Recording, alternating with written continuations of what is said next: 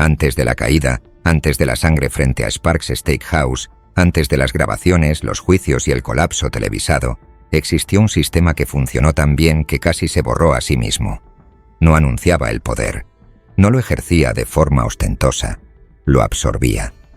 Este fue el mundo que Carlo Gambino construyó, y es imposible entender la destrucción que siguió sin antes comprender por qué este mundo perduró por tanto tiempo. Carlo Gambino no gobernó a través del carisma, no inspiró miedo en público ni lealtad mediante el espectáculo. Su autoridad provenía de la ausencia. Las decisiones parecían llegar sin que jamás se rastreara su origen hasta él. Bajo Gambino, la mafia no se sentía como una organización criminal, se sentía como infraestructura, tranquila, funcional e invisible. Esta invisibilidad era deliberada. Gambino había aprendido de los fracasos de sus predecesores. La violencia de Albert Anastasia atrajo atención. La ambición de Vito Genovese invitó a la exposición. Gambino rechazó ambos caminos. Entendió que la supervivencia en la América moderna no dependía de la intimidación, sino del aislamiento. Cuanto menos supiera el público, más seguro se volvía el sistema. Para cuando Gambino consolidó su control en la década de 1960, el bajo mundo de Nueva York había alcanzado un extraño equilibrio. Las 5 familias existían no como imperios en guerra, sino como entidades interdependientes unidas por un interés compartido. La comisión de la mafia funcionaba no como un campo de batalla, sino como un organismo regulador. Las disputas se resolvían discretamente. La violencia se convirtió en una herramienta de último recurso, no en una firma. El dinero reemplazó al miedo como el lenguaje principal del poder. Gambino fomentó esta transición. Prefería los negocios a las cuadrillas, los contadores a los asesinos, la distancia a la visibilidad. La extorsión bajo su gobierno se mezcló perfectamente con industrias legítimas: construcción, transporte, distribución de alimentos, fabricación de prendas de vestir, sindicatos. Estas no eran actividades secundarias, eran la fundación. La calle existía para apoyar el negocio, no al revés. Esta filosofía moldeó a los hombres en quienes Gambino confiaba. La lealtad bajo Gambino no se medía por qué tan rápido alguien apretaba un gatillo. Se medía por la disciplina. ¿Podía un hombre guardar silencio? ¿Podía seguir instrucciones sin pedir explicaciones? ¿Podía resistir el impulso de ser visto? Gambino recompensaba la paciencia y castigaba el ruido. Con el tiempo esto creó una jerarquía donde la ambición estaba limitada por la estructura. Cuando Carlo Gambino murió pacíficamente en su propia cama en 1976, no dejó caos, dejó continuidad. Ese fue su mayor logro. El sistema no colapsó en su ausencia porque ya no dependía de él personalmente, dependía de las reglas que normalizó. Esas reglas eran sencillas: no atraer atención, no interrumpir el flujo de caja, no avergonzar a la familia. La violencia se toleraba solo cuando preservaba el orden. Las drogas estaban oficialmente prohibidas no por moralidad, sino porque los narcóticos invitaban a un escrutinio federal que no podía manejarse indefinidamente. El comportamiento público importaba, las apariencias importaban, el silencio importaba. Este fue el ambiente en el que ascendió Paul Castellano. Castellano no era un capo de calle, no ascendió a través de tiroteos o reputación, ascendió a través del linaje y los negocios. Como primo y cuñado de Carlo Gambino, Castellano tuvo acceso al poder mucho antes de ejercerlo. Más importante aún, entendió la fría lógica del sistema de Gambino. Castellano creía que el futuro de la mafia residía no en el dominio de la calle, sino en el control corporativo. Visualizó una organización que se asemejaba más a un holding que a una pandilla. Decisiones tomadas en comedores, dinero fluyendo a través de facturas, violencia subcontratada y minimizada. En teoría, Castellano era el heredero perfecto de la filosofía de Gambino. En la práctica, el sistema era más frágil de lo que parecía. Bajo la superficie del tranquilo imperio de Gambino existía resentimiento. Los hombres que aplicaban la disciplina no siempre se beneficiaban de ella. Las cuadrillas callejeras generaban efectivo, pero veían poca recompensa. Los capos que arriesgaban la prisión veían a los ejecutivos vivir vidas aisladas. La distancia que Gambino creó protegió a la cúpula, pero también alienó a la base. Mientras Gambino vivió, este resentimiento se mantuvo contenido. Su autoridad era incuestionable. Su juicio era final. Se había ganado el derecho a ser distante. Castellano no. Cuando Carlo Gambino murió, la pregunta no era si Paul Castellano podía dirigir la familia. Era si podía comandar la misma lealtad sin haber construido el mismo miedo o respeto. La respuesta determinaría todo lo que siguió. Castellano asumió el poder en un momento de transición. América estaba cambiando. La aplicación de la ley estaba cambiando. El gobierno federal estaba aprendiendo a enjuiciar organizaciones en lugar de individuos. La tecnología de vigilancia estaba mejorando. Los informantes se estaban volviendo más valiosos que los matones. Los métodos tradicionales de la mafia estaban bajo presión de fuerzas que ya no podía intimidar. Castellano creía que la adaptación significaba duplicar la apuesta por los negocios. Se aisló física y culturalmente de la calle. Se mudó a Staten Island, lejos de los viejos barrios, lejos de los bares y clubes sociales donde la lealtad se reforzaba a diario. Su mansión simbolizaba el éxito para él. Para otros, simbolizaba la separación. Esta separación importó más de lo que Castellano se dio cuenta. En el viejo mundo, la presencia de un jefe tranquilizaba a sus hombres. Incluso Gambino, distante como era, entendía cuándo aparecer y cuándo desaparecer. La ausencia de Castellano se sintió diferente. Se sintió permanente. Las decisiones llegaban sin explicación. Las órdenes viajaban hacia abajo sin contexto. El respeto antes personal se volvió abstracto. Al mismo tiempo, Castellano intentó hacer cumplir las reglas de Gambino sin la autoridad de Gambino. Condenó el tráfico de drogas mientras se beneficiaba del efectivo que producía. Exigió disciplina mientras se aislaba de las consecuencias. Estas contradicciones no pasaron desapercibidas. La familia Gambino comenzó a sentirse como dos familias compartiendo un nombre. Una existía sobre la tierra, corporativa, aislada, adinerada. La otra vivía en la calle, violenta, visible, prescindible. Esta división no comenzó con Castellano, pero se profundizó bajo su mando. El lado de la calle necesitaba una voz, alguien que entendiera su mundo, sus riesgos, sus quejas. Esa voz existía en la sombra de Paul Castellano, esperando. John Gotti aún no era inevitable. En esta etapa ni siquiera era central. Era uno de muchos soldados ambiciosos moldeados por la cultura callejera que Castellano ignoraba cada vez más. Pero encarnaba algo que Castellano subestimó fundamentalmente: el poder de la presencia dentro de un sistema invisible. Donde Castellano creía que la distancia creaba control, Gotti creía que la presencia creaba lealtad. Estas filosofías opuestas no fueron inmediatamente incompatibles. Durante años coexistieron incómodamente dentro de la misma familia. El sistema todavía funcionaba. El dinero todavía fluía. La violencia seguía contenida. Desde afuera la familia Gambino parecía estable. Pero la estabilidad construida sobre el resentimiento no resuelto no perdura. El mundo que Carlo Gambino construyó fue elegante, disciplinado y tranquilo. También fue frágil en formas que el propio Gambino había entendido, pero sus sucesores no. Su genio residía no solo en la estructura, sino en la intuición. Sabía cuándo doblegar las reglas y cuándo hacerlas cumplir. Sabía qué hombres necesitaban proximidad y cuáles necesitaban distancia. Castellano heredó la estructura, pero no el instinto. A medida que pasaban los años, las grietas se ensancharon. La vigilancia se intensificó. Las cuadrillas callejeras se inquietaron. La ambición buscó justificación. El sistema que una vez absorbió el conflicto ahora comenzó a generarlo. Lo que siguió no fue un accidente. Fue la consecuencia natural de una filosofía aplicada sin la autoridad que la hacía funcionar. El mundo que Carlo Gambino construyó no colapsaría porque fuera débil. Colapsaría porque los hombres que lo heredaron malentendieron por qué había sobrevivido. Y ese malentendido les costaría todo. Paul Castellano nunca creyó ser un ajeno al poder. El poder fue parte de su entorno desde el principio, entretejido en los lazos familiares, los negocios y la proximidad a Carlo Gambino mismo. Castellano no ingresó a la mafia a través de la violencia. Ingresó a través del acceso. Esta distinción moldeó todo sobre él. Castellano veía el crimen organizado no como una hermandad de soldados, sino como una empresa que requería gestión. Donde otros aprendieron la lealtad a través de la prisión y el derramamiento de sangre, Castellano la aprendió a través de contratos, asociaciones y expansión controlada. Creía que el futuro de la mafia pertenecía a hombres que podían mover dinero sin llamar la atención.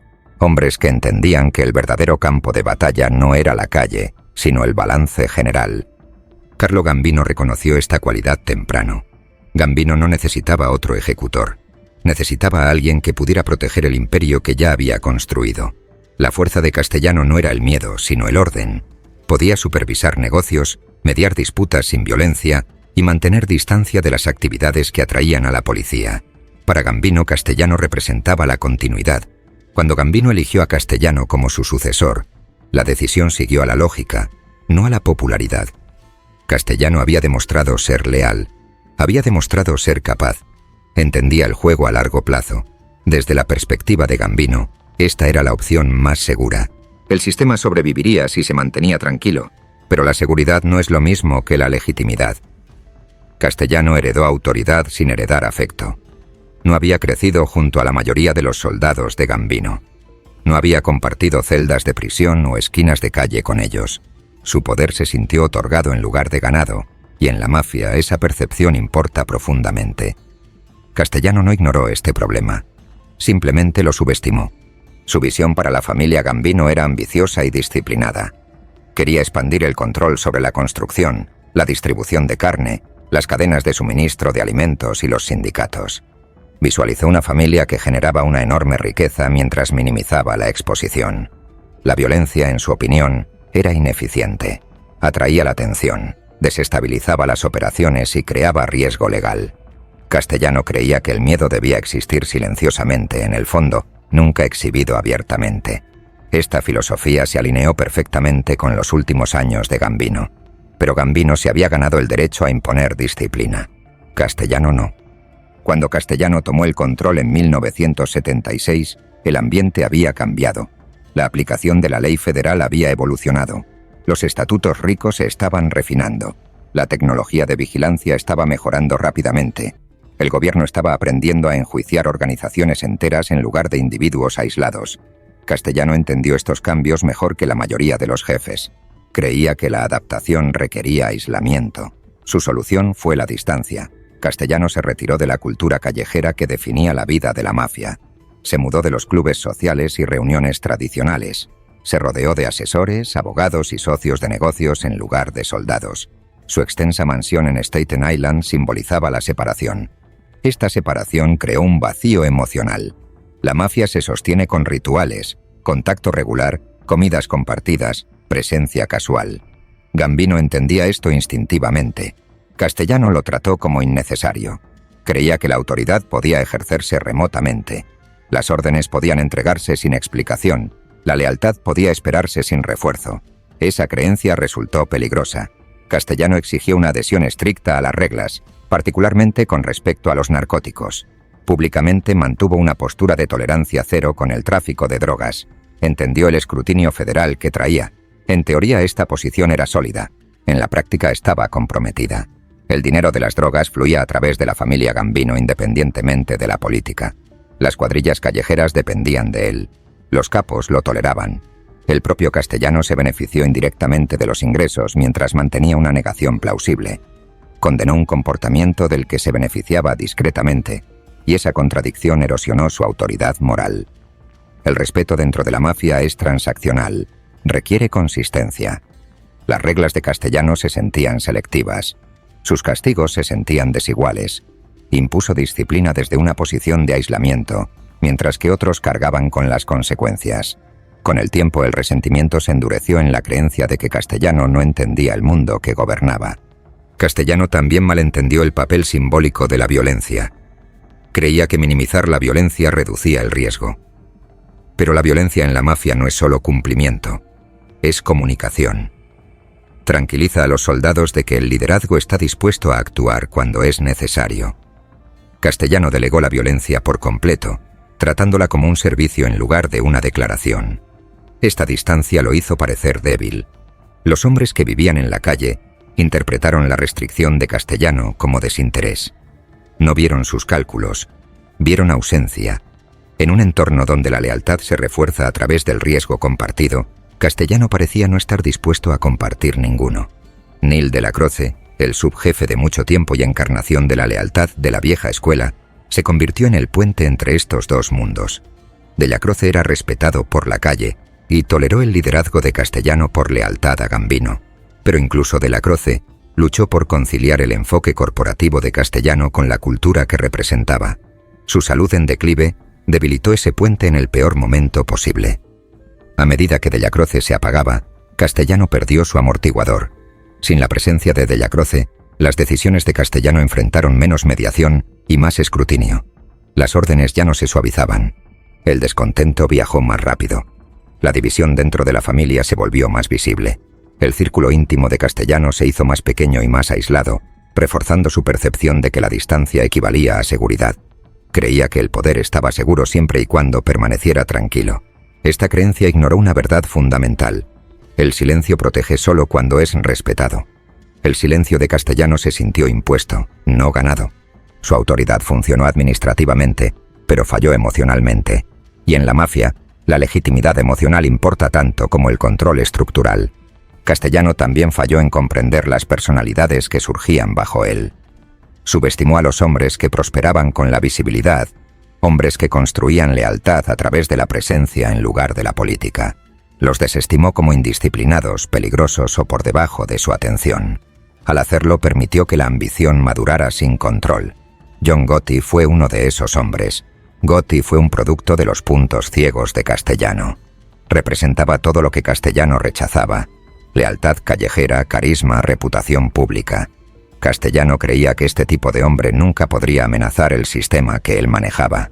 Creía que los negocios siempre superarían a la bravuconería. La historia demostraría lo contrario. El mayor defecto de Castellano no fue la arrogancia, fue la rigidez. Heredó una filosofía y la aplicó sin adaptación. Gambino había sabido cuándo doblegar las reglas. Castellano las hizo cumplir mecánicamente. Trató a la mafia como una compañía que podía ser gestionada solo a través de la jerarquía. Subestimó el elemento humano. Para principios de la década de 1980, Castellano estaba a la cabeza de un imperio que parecía estable desde la distancia, pero que se estaba fracturando internamente. La vigilancia se intensificó. Las cuadrillas callejeras crecieron inquietas. La confianza se desvaneció. Castellano siguió convencido de que la distancia equivalía a control. Estaba equivocado. El heredero corporativo había heredado el trono, pero no los instintos que lo hacían seguro para sentarse en él. Su autoridad existía en el papel y en las cuentas bancarias, pero carecía de la infraestructura emocional que sostenía la lealtad bajo presión. El sistema que Carlo Gambino construyó todavía estaba en pie, pero bajo Castellano había comenzado a ahuecarse, y en ese espacio hueco la ambición estaba aprendiendo a hablar. Lo que siguió no sería repentino. No comenzaría con disparos. Comenzaría con el resentimiento organizándose silenciosamente en propósito. El colapso de la familia Gambino no comenzó con la traición, comenzó con el malentendido, y Paul Castellano nunca se dio cuenta de lo peligroso que se había vuelto ese malentendido hasta que fue demasiado tarde. Para principios de la década de 1980, la familia Gambino existía como una sola organización solo de nombre. En la práctica se había dividido en dos culturas, dos filosofías y dos definiciones de poder, cada una operando bajo el mismo estandarte, pero moviéndose en direcciones opuestas. Esta división no estalló de la noche a la mañana. Se endureció lentamente, reforzada por la geografía, el dinero y el resentimiento, hasta que la coexistencia se volvió imposible. A un lado estaba el mundo de Paul Castellano. Esta era la familia Gambino como empresa corporativa. Las decisiones se tomaban lejos de la calle, aisladas por capas de intermediarios. El dinero fluía a través de empresas de construcción, redes de distribución de alimentos, compañías de transporte y contratos sindicales. Las reuniones se llevaban a cabo en casas privadas, comedores y oficinas que se asemejaban más a salas de juntas legítimas que a cuarteles criminales. La violencia fue subcontratada. La lealtad se asumió. El silencio era obligatorio. Al otro lado estaba la calle. Esta era la familia Gambino que vivía bajo constante exposición. Las cuadrillas operaban en Queens y Brooklyn, en clubes sociales, bares y locales que la policía conocía bien.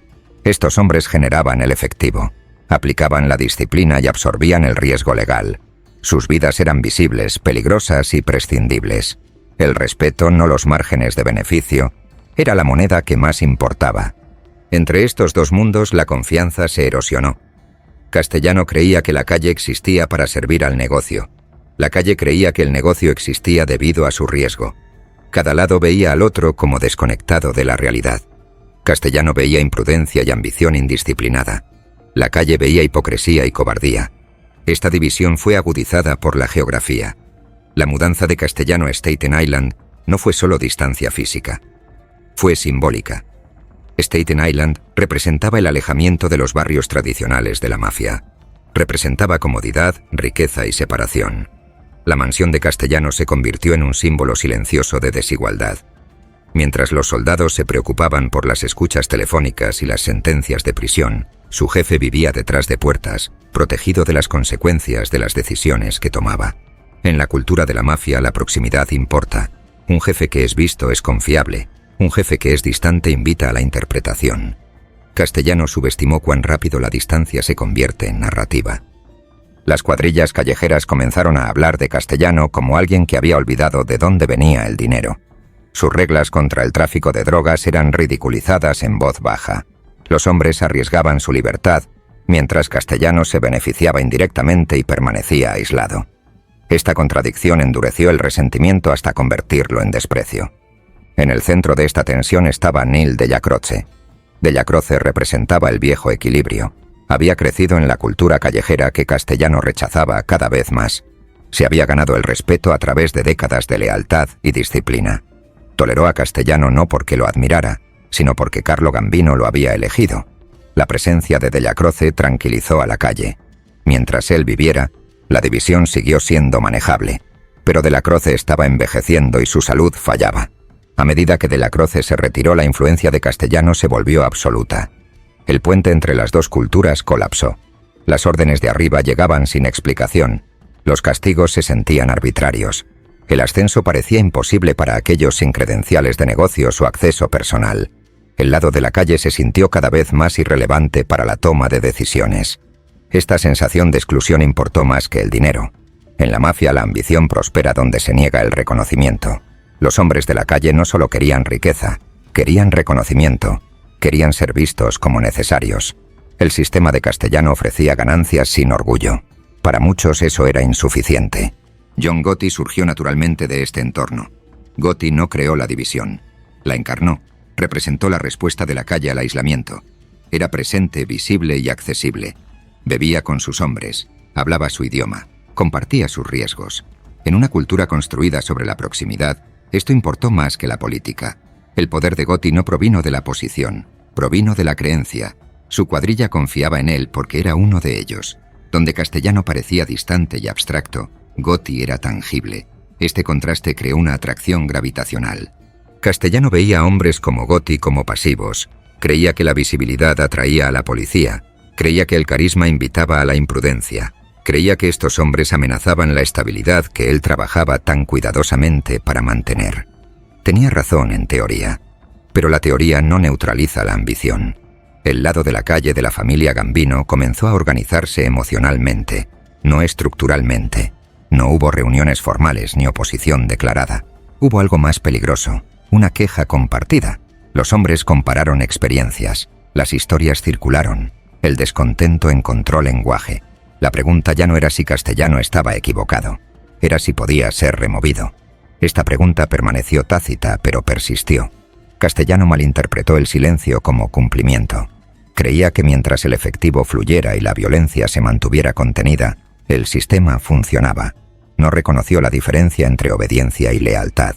La obediencia colapsa bajo presión. La lealtad se resiste a ella.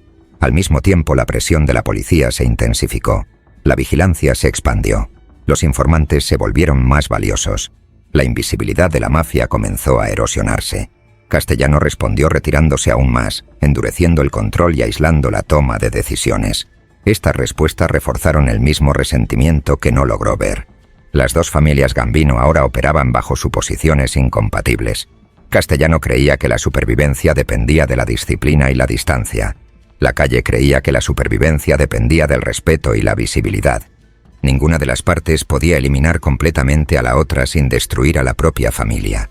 Este punto muerto creó inestabilidad. Las estructuras de poder prosperan con la claridad. La ambigüedad engendra conflicto. La muerte de Neil Dellacroce en diciembre de 1985 eliminó la última fuerza estabilizadora. Su fallecimiento no solo creó un vacío emocional, eliminó la justificación moral para la restricción. Durante años, las cuadrillas callejeras habían deferido a Castellano por lealtad a Dellacroce. Con esa lealtad desaparecida, la obediencia perdió su ancla. Castellano no reconoció este cambio. En lugar de abordar las quejas, duplicó la apuesta por el control. Se distanció aún más. Confió en menos hombres. Confió más en ejecutores que carecían de lealtad a la calle. Estas decisiones profundizaron el aislamiento. Castellano se convirtió en un jefe rodeado de hombres que obedecían, pero no lo protegían. La división se endureció hasta la inevitabilidad. La familia Gambino ya no discutía sobre política, discutía sobre identidad. Era un imperio de negocios o una hermandad. Se ganaba el poder a través de las ganancias o la sangre. ¿Era el silencio fuerza o debilidad? Estas preguntas no podían coexistir indefinidamente. John Gotti todavía no se veía a sí mismo como un revolucionario. En esta etapa todavía estaba reaccionando, no planeando. Pero la reacción se convierte en estrategia cuando el resentimiento se acumula. El lado de la calle comenzó a imaginar alternativas. El liderazgo se volvió pensable. La rebelión se volvió discutible. Castellano creía que el sistema era estable porque siempre había sido estable. Ignoró las señales de advertencia porque no se parecían a crisis pasadas. No hubo tiroteos, ningún desafío público, ninguna amenaza obvia. Esto hizo que el peligro fuera más letal. El conflicto más peligroso es el que se organiza silenciosamente. La familia Gambino se dividió no por ideología, sino por la experiencia vivida. Un lado se sintió protegido, el otro se sintió explotado. Un lado controló la riqueza, el otro controló la aplicación. Ambos creían que eran indispensables, solo uno podía tener razón. La división no se resolvería mediante negociación, no se resolvería mediante compromiso. Se había acumulado demasiado resentimiento, demasiada distancia se había endurecido en desprecio. El sistema que Carlo Gambino construyó dependía del equilibrio entre los negocios y la calle. Castellano interrumpió ese equilibrio sin entender su propósito. Al privilegiar completamente un lado, creó las condiciones para la revuelta. Las dos familias Gambino no podían permanecer bajo un mismo jefe para siempre. Algo tendría que ceder. Y cuando lo hiciera no sería sutil.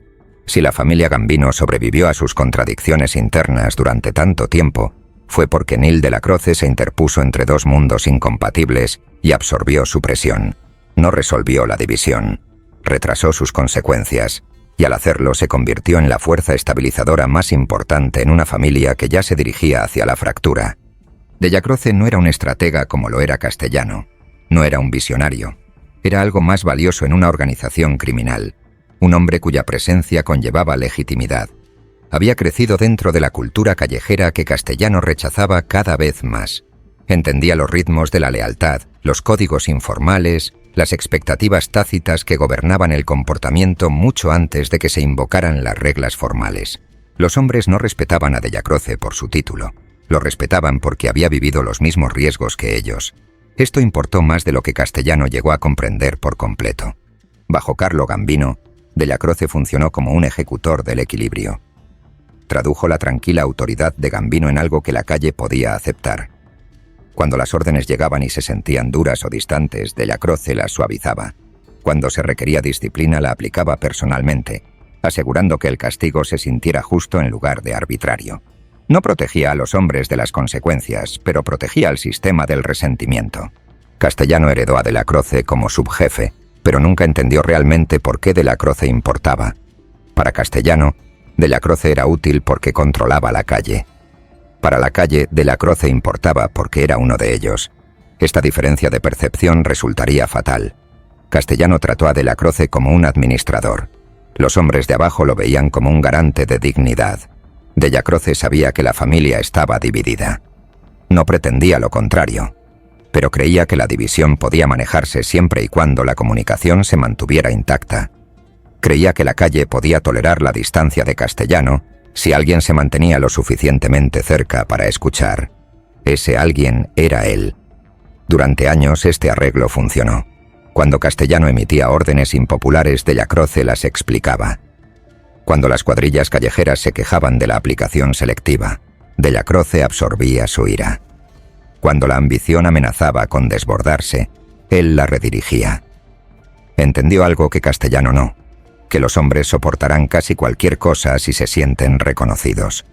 Pero la fuerza de Della Croce tenía límites.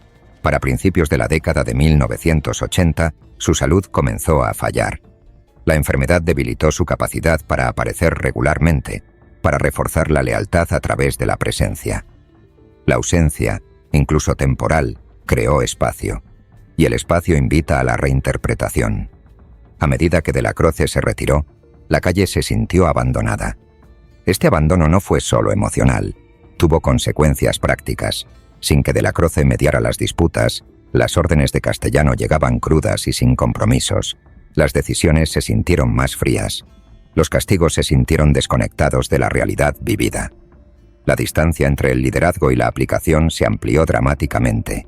Los hombres que habían dependido de la Croce para hablar por ellos ahora se sentían expuestos. Castellano no intervino en este vacío.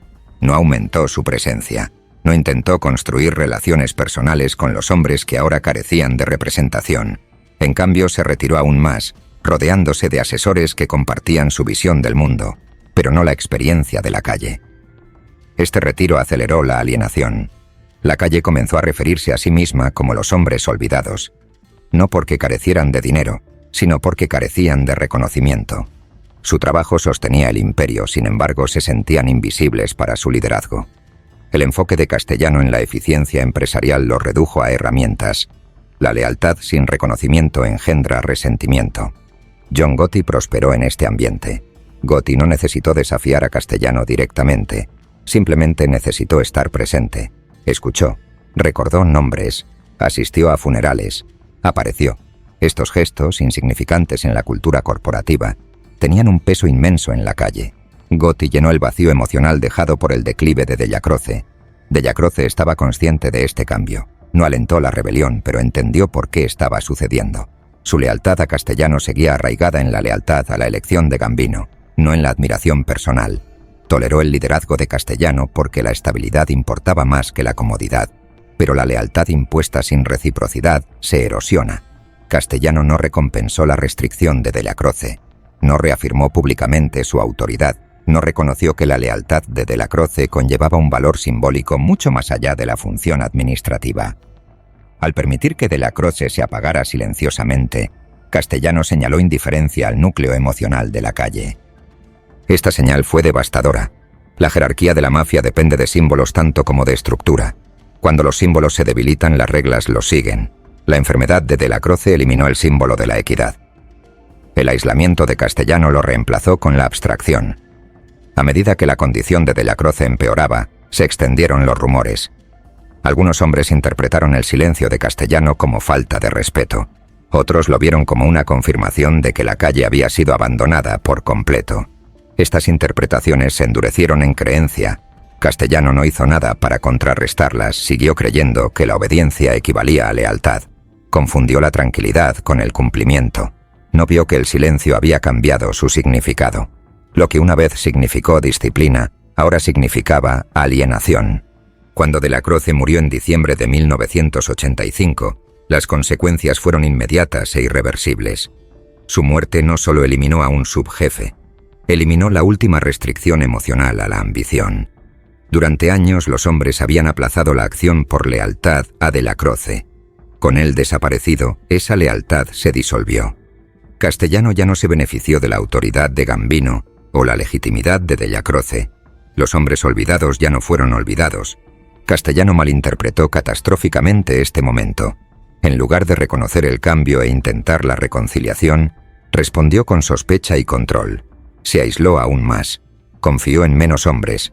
Confió cada vez más en ejecutores que carecían de lealtad orgánica a la calle. Esto no fue fuerza, fue miedo disfrazado de precaución. La ausencia de la Croce cambió cómo se percibía a Castellano. Ya no era el tranquilo heredero del sistema de Gambino. Era el gobernante distante de una familia dividida. Cada decisión que tomó fue filtrada a través del resentimiento. Cada error fue amplificado. Cada desaire percibido se acumuló. La calle ya no se sintió obligada por la obligación. Se sintió obligada por la circunstancia. La influencia de John Gotti se expandió no porque la exigiera, sino porque fue ofrecida. Los hombres gravitaron hacia alguien que reconocía su realidad. Gotti se convirtió en un punto focal de frustración, no a través de la ideología, sino a través de la empatía. Castellano no vio esto como peligroso, lo vio como ruido. Este error de cálculo le costaría todo. La muerte de la Croce marcó el final de la paciencia. Señaló que el viejo orden ya no tenía guardianes. Castellano se quedó solo en la cima de una estructura que requería un refuerzo emocional que se negó a proporcionar. La división dentro de la familia Gambino había ido más allá de la gestión. Había entrado en su fase final, donde el resentimiento busca resolución. Castellano creía que el orden podía restaurarse a través de la disciplina. La calle creía que el orden requería reconocimiento. Estas creencias ya no podían coexistir. El sistema que Carlo Gambino construyó dependía de intermediarios que entendían la naturaleza humana tan bien como la estructura. Castellano heredó la estructura, pero descartó a los intermediarios. La ausencia de Della Croce expuso la debilidad de un sistema dirigido sin empatía. A partir de este momento los eventos se acelerarían. Las decisiones se endurecerían. El miedo reemplazaría a la paciencia. Los hombres olvidados dejarían de esperar ser escuchados y comenzarían a prepararse para ser decisivos. Nil Della Croce no inició la guerra, pero su ausencia la hizo inevitable. Lo que siguió no sería una rebelión por sí misma, sería la consecuencia de no ser escuchado durante demasiado tiempo. Y los hombres que una vez habían aplicado el orden pronto decidirían cómo terminó. John Gotti no se anunció como un retador, no comenzó con discursos o estrategia. Entró en la historia como lo hacen la mayoría de las figuras peligrosas, silenciosamente, como una solución a problemas que otros se negaron a reconocer. Para cuando su presencia fue inconfundible, ya era demasiado tarde para tratarlo como una molestia. El ascenso de Gotti no puede entenderse solo como ambición, debe entenderse como sincronización. Surgió precisamente cuando la infraestructura emocional de la familia Gambino colapsó, cuando la autoridad se volvió abstracta y la lealtad se volvió condicional. No inventó el resentimiento, lo heredó. Gotti vino de la calle, pero no del caos. Entendió la disciplina, la jerarquía y la consecuencia. Había crecido observando cómo funcionaba el respeto en tiempo real, cómo la presencia importaba más que la posición, cómo la lealtad se reforzaba a través de la exposición compartida. Sabía que los hombres seguían a quienes estaban a su lado, no por encima de ellos. Este conocimiento moldeó todo sobre él. A diferencia de Castellano, Gotti era visible por diseño. Asistió a velorios, bodas y reuniones. Escuchó más de lo que habló. Recordó quejas. Estas acciones no fueron una manipulación calculada al principio. Fueron instintivas. Gotti se comportó de la manera en que la cultura callejera esperaba que se comportara un líder, incluso antes de serlo. En una organización hambrienta de reconocimiento, esto lo hizo magnético. Gotti no habló abiertamente contra Castellano. No necesitaba hacerlo. La oposición que se declara invita a la supresión. Gotti permitió que la insatisfacción circulara sin dirección. Los hombres se desahogaron a su alrededor porque él no los corrigió. No prometió cambio. Validó la experiencia.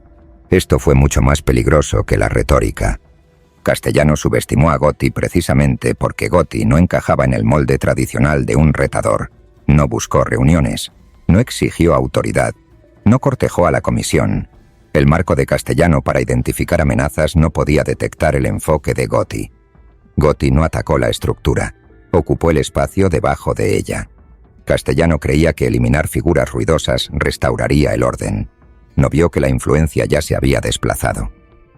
Para cuando Castellano consideró una acción decisiva, la decisión misma se había vuelto peligrosa.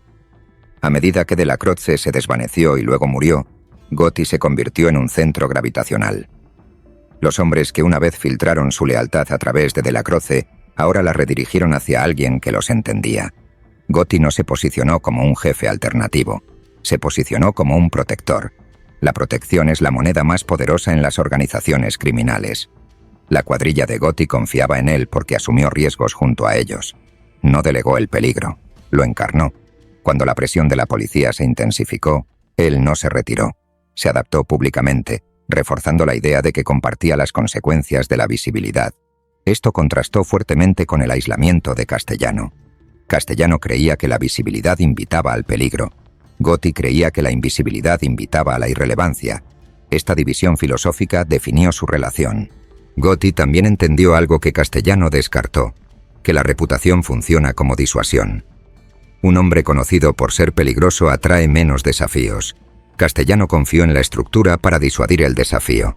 Gotti confió en la percepción. Ambos enfoques tienen mérito. Solo uno resonó en la calle. A medida que creció la reputación de Gotti, la sospecha de Castellano lo siguió. Comenzó a ver a Gotti como un pasivo, no porque Gotti lo desafiara abiertamente, sino porque atraía la atención. Castellano interpretó esta atención como imprudencia. No vio que la atención era un subproducto de las necesidades no satisfechas dentro de la familia. Castellano respondió de manera predecible. Aumentó la vigilancia dentro de su propia organización. Confió más en hombres que creía que le eran leales personalmente. Endureció la disciplina selectivamente. Estas medidas estaban destinadas a reafirmar el control. En cambio, confirmaron las peores suposiciones de la calle. Gotti se convirtió en la alternativa tácita. Esta alternativa no fue ideológica, fue experiencial. Gotti ofreció proximidad. Castellano ofreció política.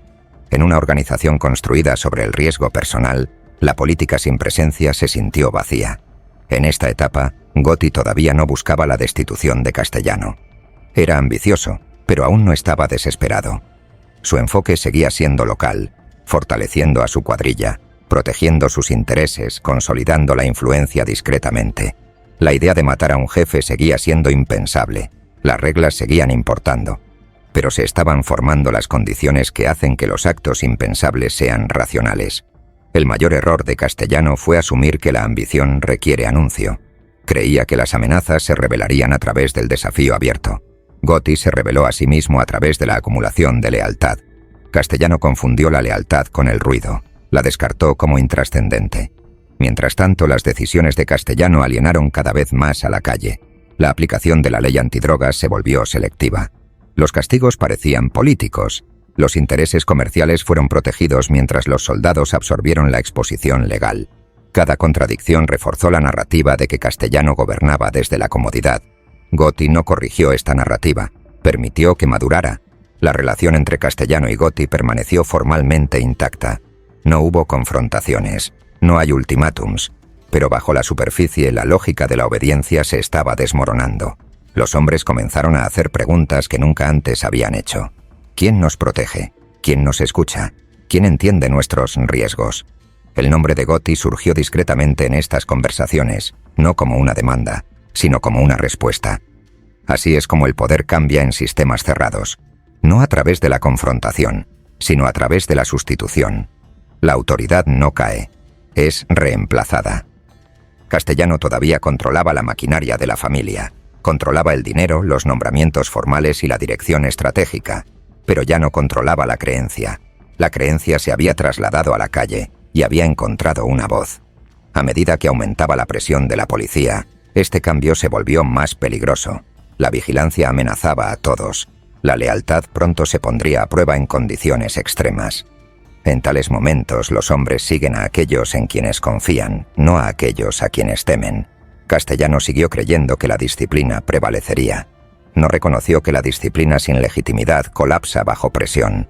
No vio que la fuerza de Gotti residía no en la ambición, sino en la confianza. La mafia no recompensa la ideología, recompensa la supervivencia. La estrategia de supervivencia de Gotti era sencilla: estar presente, ser accesible, compartir el riesgo, dejar que otros hablen, no forzar resultados prematuramente. La estrategia de Castellano era igualmente sencilla: mantener la distancia, controlar los ingresos, minimizar la exposición, confiar en la estructura sobre el sentimiento. Estas estrategias no podían coexistir indefinidamente. Para cuando Castellano comenzó a considerar neutralizar a Gotti, el momento había pasado. Eliminar a Gotti no disolvería el resentimiento que representaba, lo confirmaría. Castellano dudó. La duda en las luchas por el poder es fatal. Gotti no necesitó moverse rápido. El tiempo estaba de su lado. Cada decisión que Castellano tomó desde el aislamiento fortaleció la posición de Gotti. Cada silencio amplificó la percepción. Cada aplicación selectiva profundizó la lealtad en otros lugares. La calle ya no preguntó si Castellano era un buen jefe. Preguntaron si era su jefe. Esa distinción lo cambió todo. John Gotti entró en escena no como un revolucionario, sino como una consecuencia. Fue el producto de un sistema que olvidó cómo escuchar. Su ascenso no requirió traición, requirió negligencia. Cuando finalmente llegó el momento de tomar decisiones que no podían deshacerse, Gotti ya estaría parado donde el poder fluye naturalmente, en la intersección de la lealtad, la presencia y la necesidad. No tomó el poder se movió hacia él, y una vez que llegó no habría forma de devolverlo.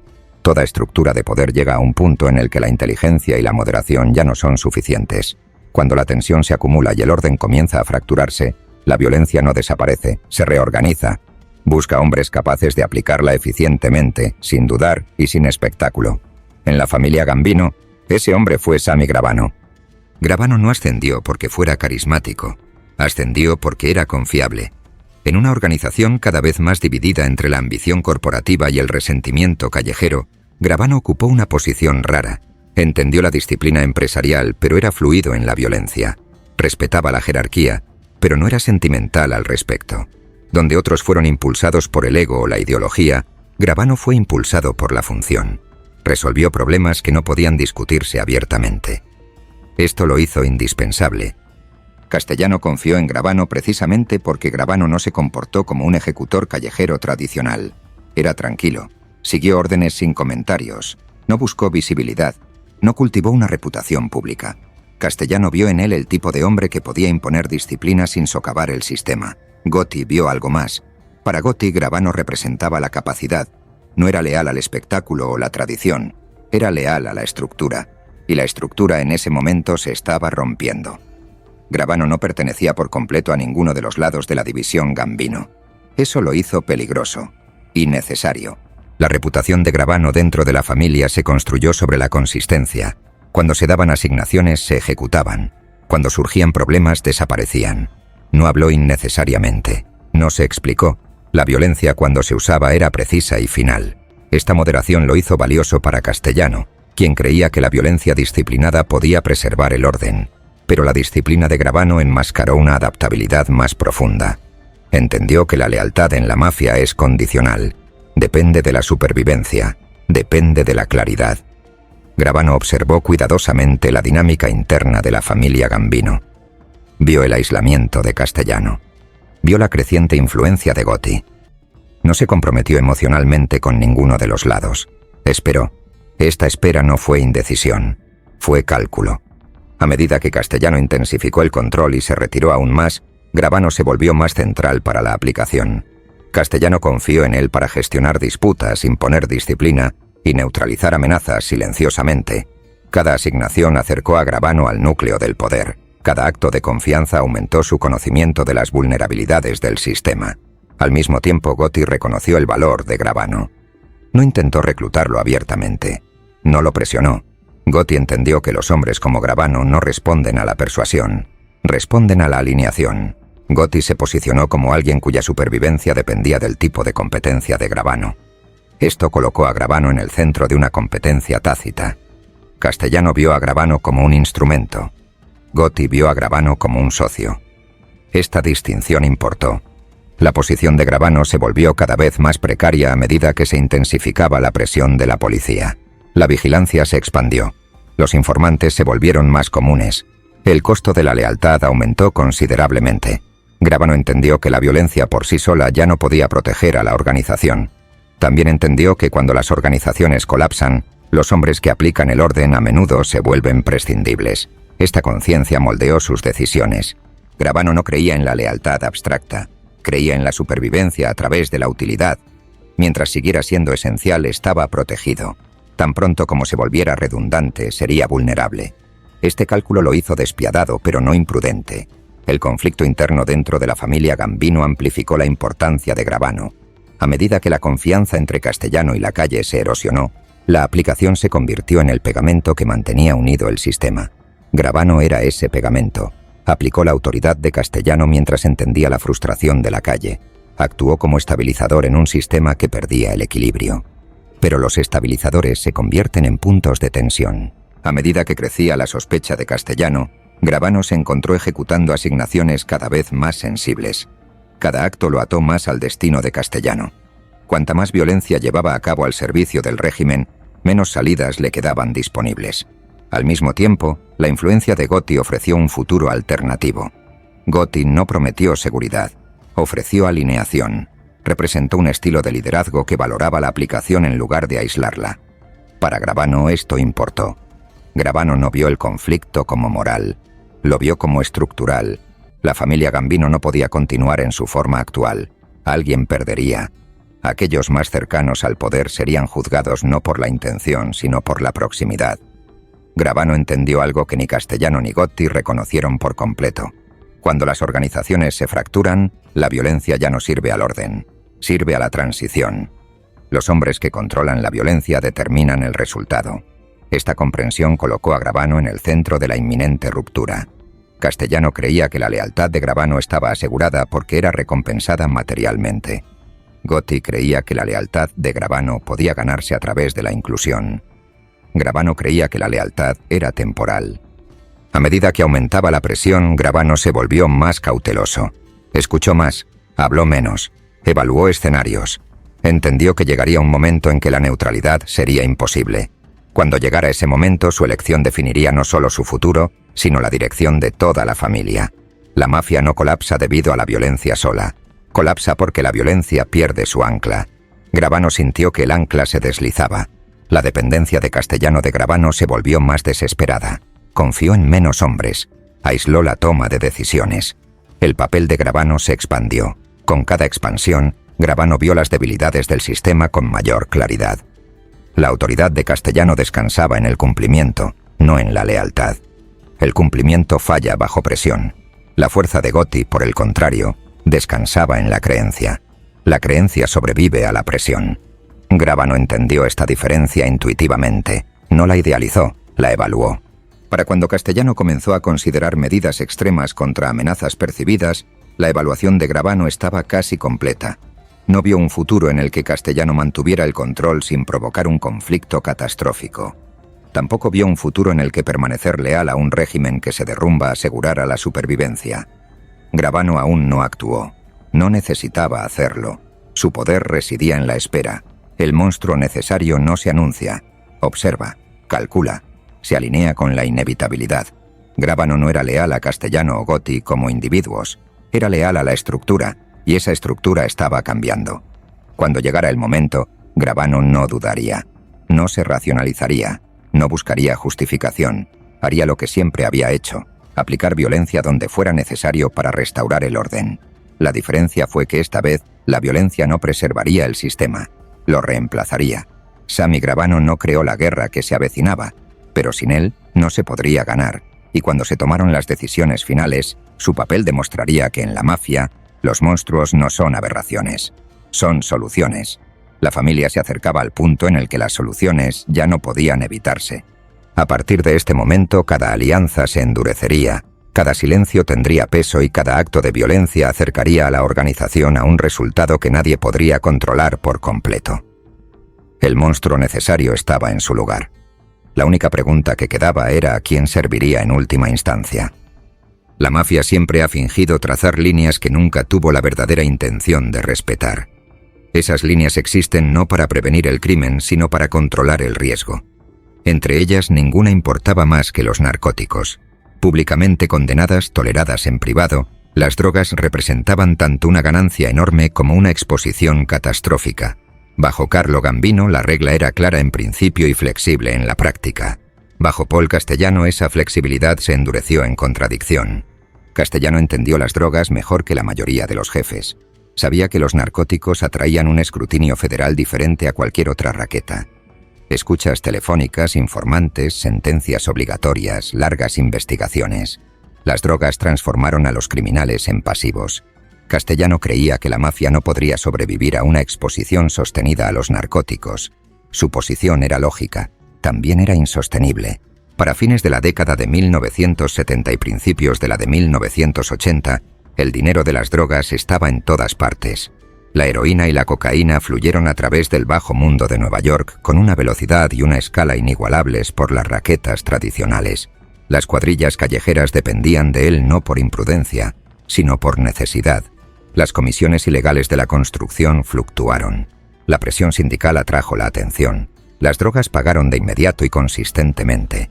La prohibición de Castellano no eliminó el tráfico, lo llevó a la clandestinidad. Esta economía clandestina creó hipocresía en la cúpula. Castellano condenó públicamente el tráfico de drogas mientras se beneficiaba de la riqueza que generaba.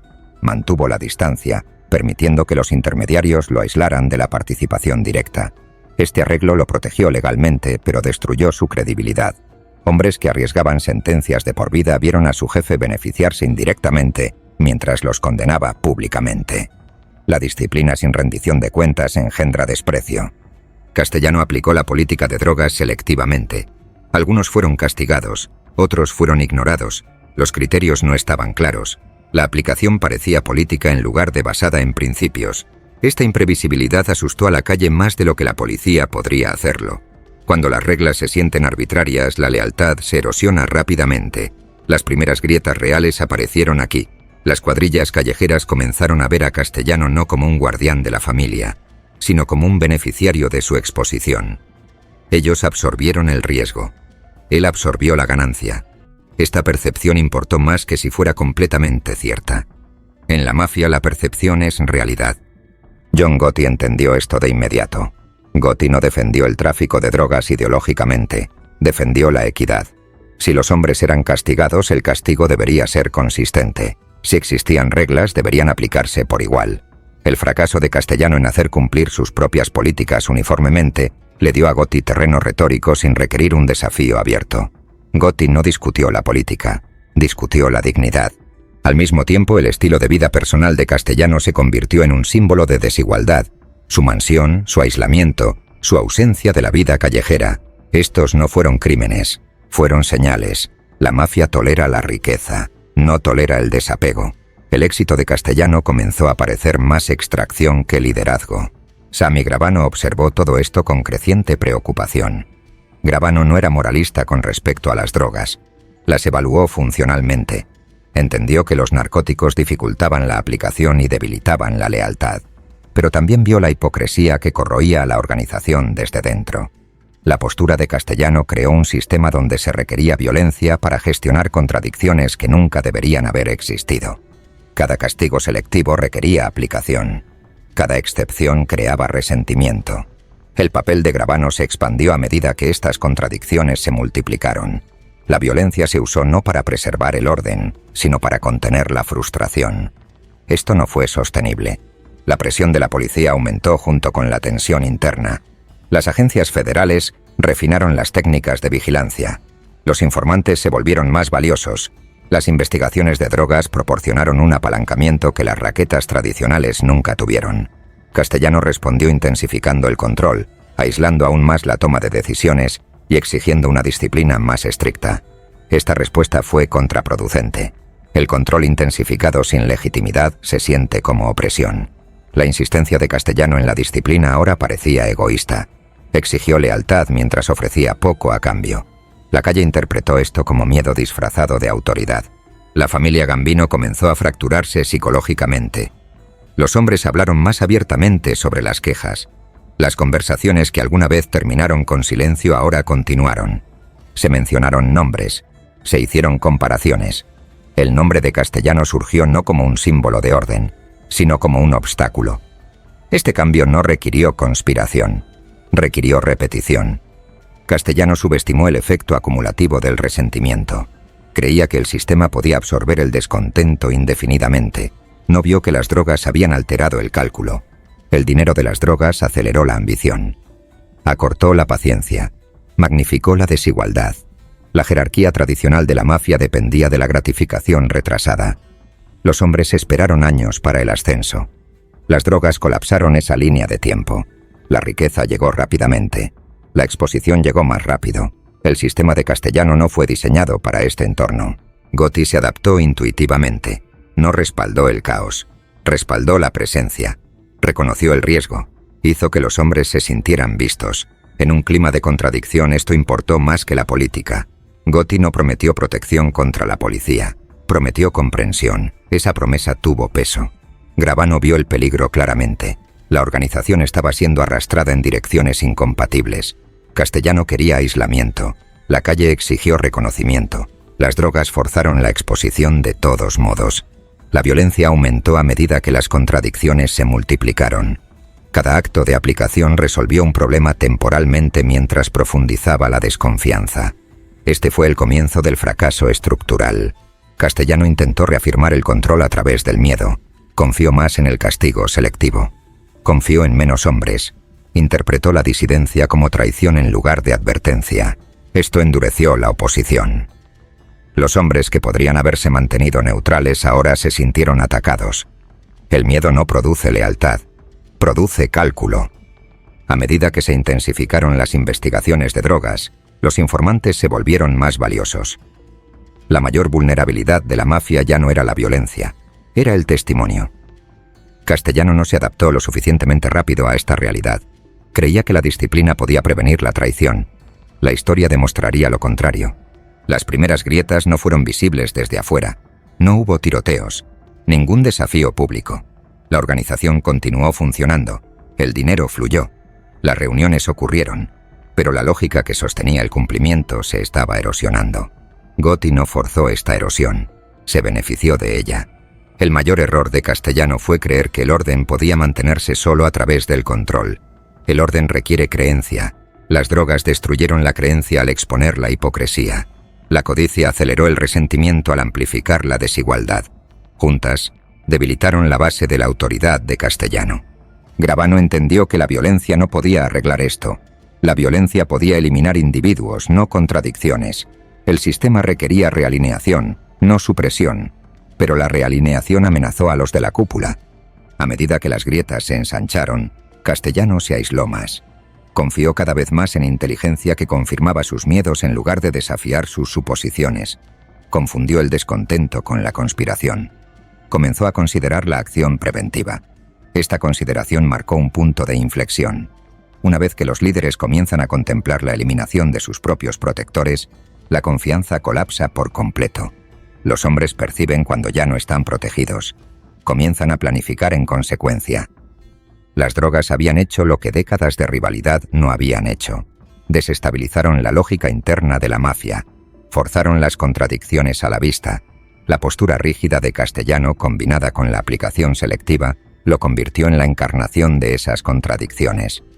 Gotti representó una alternativa, no porque tuviera una mejor política, sino porque reconoció la realidad. No negó los riesgos, los compartió. Esa distinción importó. La familia Gambino ya no estaba debatiendo la estrategia, estaba debatiendo la legitimidad. Castellano creía que la legitimidad fluía de la estructura. La calle creía que la legitimidad fluía de la exposición compartida. Estas creencias no podían coexistir. Las primeras grietas no anunciaron el colapso, anunciaron la inevitabilidad. A partir de este momento, cada decisión conllevaría una consecuencia amplificada. La neutralidad se volvería imposible. El silencio se interpretaría como alineación. Las drogas habían acelerado la línea de tiempo. La codicia había agudizado la ambición. La hipocresía había destruido la confianza. El sistema que Carlo Gambino construyó ahora estaba operando bajo condiciones que nunca fue diseñado para sobrevivir. Las grietas ya no eran invisibles. Se estaban extendiendo. Y pronto, llegarían a la superficie de maneras que nadie podría contener.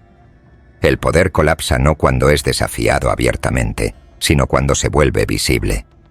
Durante décadas la mafia había sobrevivido dominando la invisibilidad. Sus líderes evitaron micrófonos, evitaron rutinas predecibles, evitaron cualquier cosa que pudiera convertirse en evidencia. Para principios de la década de 1980, esa invisibilidad se estaba desvaneciendo, no porque la mafia se hubiera vuelto imprudente, sino porque el Estado había aprendido a observar pacientemente. La Oficina Federal de Investigaciones ya no necesitaba testigos dispuestos a testificar. Necesitaba tiempo. Bajo la ley de organizaciones corruptas e influenciadas por racketeers, RICO, los fiscales habían aprendido a tratar a las familias criminales como sistemas en lugar de colecciones de crímenes. El objetivo ya no era atrapar a un hombre cometiendo un acto. Era mapear relaciones, documentar patrones y esperar a que la estructura se revelara. La vigilancia reemplazó la confrontación. Escuchar reemplazó la intimidación. Este cambio lo cambió todo. Castellano entendió el peligro intelectualmente. Sabía que el FBI estaba evolucionando. Sabía que las escuchas telefónicas se habían vuelto más sofisticadas. Sabía que los informantes eran más valiosos que nunca. Su respuesta, sin embargo, se basó en la creencia de que el control aún podía ejercerse a través del aislamiento. Creía que si el liderazgo se mantenía distante, la exposición podía manejarse.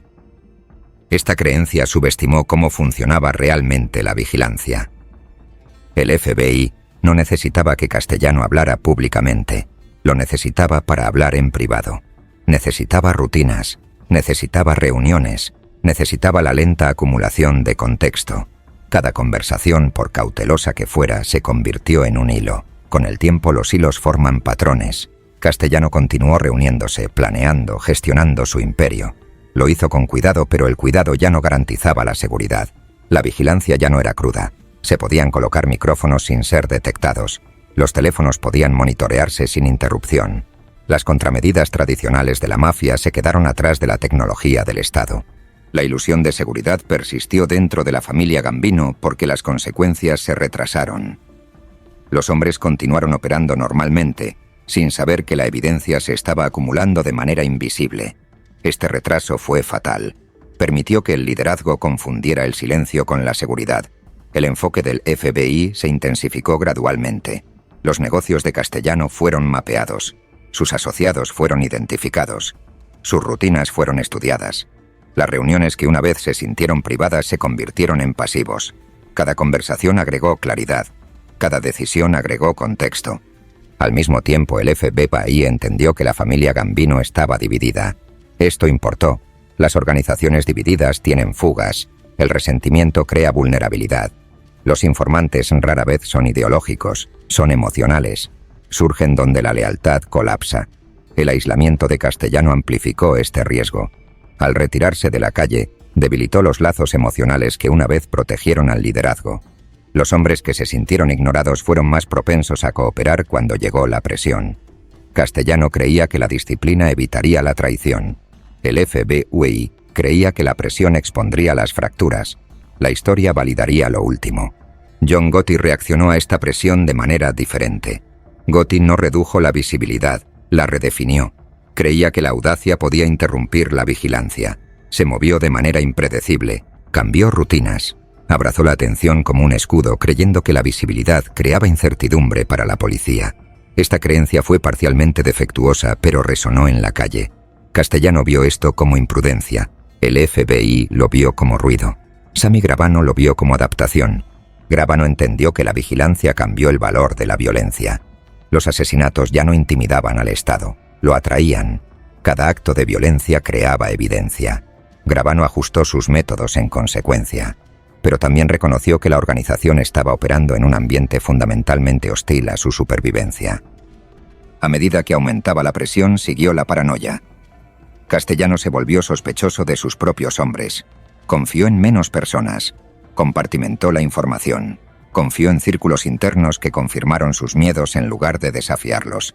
Esto creó una cámara de eco que magnificó su miedo mientras lo cegaba ante su causa. El aislamiento engendra puntos ciegos. El FBI explotó esto. Permitió que Castellano creyera que estaba seguro el tiempo suficiente para seguir hablando libremente. Los dispositivos de vigilancia capturaron conversaciones que revelaron no solo crímenes, sino la mentalidad. Castellano habló como un gerente, no como un criminal. Discutió negocios, disciplina y aplicación. Estas conversaciones, grabadas silenciosamente, se convirtieron en evidencia devastadora. La división interna de la familia Gambino ahora trabajaba en su contra.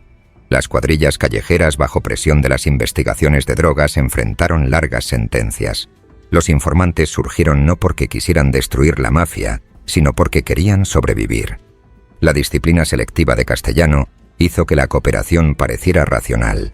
Los hombres que se sienten protegidos por el liderazgo resisten la presión. Los hombres que se sienten prescindibles calculan. El FBI entendió bien esta psicología. Para mediados de la década de 1980, la familia Gambino estaba rodeada de dispositivos de escucha, tanto literales como metafóricos. Las conversaciones conllevaban riesgo. Las reuniones se convirtieron en pasivos. La mayor fortaleza de la organización, la comunicación, se había convertido en su mayor vulnerabilidad. La respuesta de Castellano fue retirarse aún más. Redujo el contacto. Centralizó las decisiones. Confió en gran medida en la aplicación para gestionar las amenazas percibidas. Esta respuesta aceleró la tensión interna. Los hombres interpretaron la precaución como miedo. El miedo invita al desafío. Gotti sintió este cambio instintivamente. No necesitó acceso a la inteligencia del FBI, leyó el comportamiento. Observó los movimientos de Castellano. Observó el círculo que se estrechaba. Entendió que el liderazgo bajo asedio se comporta de manera predecible. Gotti también entendió que la vigilancia cambia las reglas de la rebelión. El desafío abierto atrae la supresión inmediata. La alineación silenciosa atrae la lealtad. Continuó construyendo apoyo en silencio, permitiendo que el resentimiento se organizara por sí mismo. Gravano observó de cerca a ambos hombres. Entendió que la presión del FBI hacía que la neutralidad fuera cada vez más peligrosa. Aquellos más cercanos al liderazgo enfrentaron el mayor riesgo. La aplicación llevada a cabo bajo vigilancia creó exposición. La proximidad de Gravano a Castellano lo ató a un régimen cada vez más probable que cayera. El FBI no se movió rápidamente. No necesitaba hacerlo. El tiempo favoreció al Estado. Cada día sin acción produjo más evidencia. Cada decisión que Castellano tomó agregó claridad. Cada conflicto interno creó oportunidad. Esta paciencia fue decisiva. La mafia había sobrevivido a campañas anteriores de aplicación de la ley a través de la intimidación y la corrupción. La nueva estrategia del FBI pasó por alto ambas. No confrontó el poder, lo documentó. Para cuando llegaron las acusaciones fueron abrumadoras. Castellano todavía creía que el control podía restaurarse internamente. Creía que la disciplina superaría la presión. Creía que el sistema podía estabilizarse el tiempo suficiente para capear la tormenta. No vio que la tormenta no estaba pasando. La vigilancia transformó la política interna. La lealtad se volvió peligrosa. El silencio se volvió sospechoso. Los hombres comenzaron a evaluar no solo la lealtad, sino la exposición. Los cálculos reemplazaron a la tradición. La presencia del FBI era invisible, pero sus efectos estaban en todas partes. La familia Gambino había entrado en una fase en la que la supervivencia requería una adaptación que la organización no estaba preparada para hacer. Castellano representaba la continuidad en un entorno que exigía transformación. Gotti representaba la transformación en un entorno que castigaba la visibilidad. Gravano representaba la función en un entorno que perdía coherencia. Estas posiciones no podían coexistir. El lazo que se estrechaba no se anunció con arrestos o redadas. Se anunció a través del comportamiento. Los hombres hablaron menos libremente, las reuniones se acortaron, la confianza se erosionó, las decisiones se volvieron reactivas, el miedo reemplazó la confianza. Castellano interpretó este miedo como insubordinación, respondió con control. Esta respuesta confirmó la creencia de la calle de que el liderazgo ya no los protegía. El FBI no necesitó provocar el colapso, solo necesitó esperar. A medida que la evidencia se acumulaba, el conflicto interno de la familia se agudizó. Castellano se convenció cada vez más de que existían amenazas dentro de sus propias filas. Consideró la acción preventiva. Esta consideración marcó el comienzo del final. Una vez que los líderes comienzan a contemplar la eliminación de sus propios protectores, los sistemas colapsan rápidamente. El FBI había logrado su objetivo sin disparar un tiro. Había hecho visible el poder. Había convertido la comunicación en evidencia. Había transformado la lealtad en responsabilidad. La familia Gambino todavía estaba en pie. Sus líderes todavía se reunían. Sus negocios todavía operaban. Pero la lógica que lo sostenía había sido invertida. La vigilancia había hecho lo que décadas de violencia no pudieron. Había obligado a la mafia a rebelarse a sí misma. Y una vez rebelada no podría sobrevivir sin cambios. El lazo se estaba estrechando. Los hombres dentro de él podían sentir la presión. Lo que quedaba era la pregunta que nadie quería hacer abiertamente. ¿Quién sería sacrificado para que el resto pudiera sobrevivir? Esa pregunta pronto exigiría una respuesta. Paul Castellano creía que el peligro se anunciaba. Creía que las amenazas llegaban con ruido, desafío o interrupción. Esta creencia lo había protegido durante años y en última instancia lo destruiría. Castellano no falló porque careciera de inteligencia o precaución. Falló porque malentendió dónde vivía el peligro ahora. La mafia había cambiado, y Castellano no había cambiado con ella. A medida que la vigilancia se intensificó y el resentimiento interno se profundizó, los instintos de Castellano lo empujaron hacia el aislamiento en lugar del compromiso. Interpretó la incertidumbre como una razón para limitar la confianza en lugar de ampliarla. Esta respuesta se sintió lógica. También fue catastrófica. Para mediados de la década de 1980, Castellano estaba en el centro de una organización que ya no podía leer. Su ceguera no era ignorancia, era rigidez. Castellano siguió creyendo que la estructura podía anular el sentimiento, que la autoridad podía mantenerse solo a través de la aplicación, que la lealtad, una vez establecida, permanecía estática. Estas suposiciones fueron ciertas una vez. Ya no eran válidas. El mayor error de cálculo de Castellano fue asumir que el silencio significaba estabilidad. La ausencia de desafío abierto lo tranquilizó. Creía que la familia permanecía bajo control porque seguía funcionando operativamente. El dinero fluyó. Las reuniones ocurrieron. La violencia se mantuvo contenida. Para Castellano estos indicadores señalaron orden. No reconoció que la obediencia había reemplazado a la lealtad. La obediencia existe bajo el miedo. La lealtad existe bajo la creencia. Cuando la presión aumenta, la obediencia se fractura. Castellano confundió el cumplimiento con el compromiso. Este error distorsionó cada decisión que tomó durante la fase final de su liderazgo. A medida que creció la paranoia, el círculo de Castellano se cerró. Confió en menos hombres, muchos de los cuales carecían de lealtad orgánica a la calle. Buscó tranquilidad en lugar de perspicacia. Confió en inteligencia que confirmó sus sospechas y descartó señales que las contradecían. Esto creó una cámara de eco que magnificó su miedo mientras lo cegaba ante su causa. Castellano se obsesionó con el control, escudriñó el comportamiento, interpretó la duda como traición, vio la ambición como amenaza. Estas percepciones se endurecieron en creencia. Castellano comenzó a ver enemigos en todas partes, excepto donde realmente existían. La ironía fue cruel.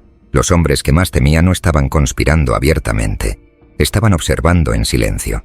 Castellano buscó conspiraciones donde no existían e ignoró la alineación donde más importaba. John Gotti se benefició directamente de esta ceguera. Gotti no se comportó como un rival tradicional, no buscó reuniones con Castellano, no emitió ultimátums, no puso a prueba la autoridad públicamente. El marco de Castellano para identificar amenazas no pudo detectar el enfoque de Gotti. Gotti no atacó la estructura, ocupó el espacio debajo de ella. Castellano creía que eliminar figuras ruidosas restauraría el orden.